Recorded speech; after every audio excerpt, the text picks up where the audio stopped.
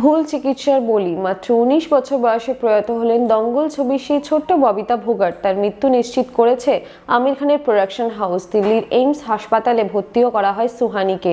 চলছিল চিকিৎসা, কিন্তু শেষ রক্ষা হলো না। একটি তরতাজা প্রাণের অকাল প্রয়াণে বলিউডে নেমে এসেছে শোকের ছায়া।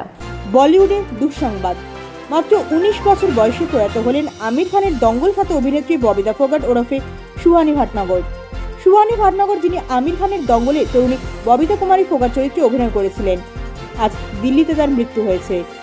ভুল চিকিৎসার জন্য এত অল্প বয়সে একটি তাজা প্রাণ চলে গিয়েছে বলেই অভিযোগ পরিবারের তরফে অভিযোগ করা হয়েছে যে অভিনেত্রী কিছুদিন আগে একটি দুর্ঘটনা ঘটেছিল। তার পায়ে ফ্র্যাকচার হয় এবং পরে ওষুধের পার্শ্ব প্রতিক্রিয়া তৈরি হয়েছিল বলে জানা গিয়েছে। তার মৃত্যু নিশ্চিত করেছে আমির খানের প্রোডাকশন হাউস।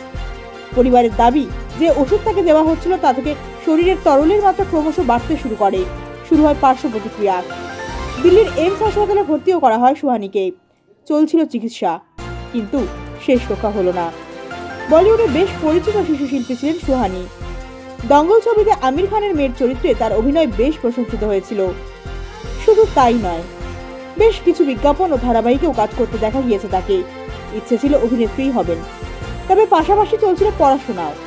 2021 সালের 25শে নভেম্বর ইনস্টাগ্রামে ডেবিউ করেন তিনি। সামাজিক মাধ্যমেও তিনি ছিলেন বেশ সক্রিয়। তার মৃত্যুতে শোকস্তব্ধ পরিবার। শুরু হওয়ার আগেই শেষ হয়ে গেল একটা তরতাজা প্রাণ। এই শোক যেন কিছুতেই মেনে নিতে পারছে না কেউই।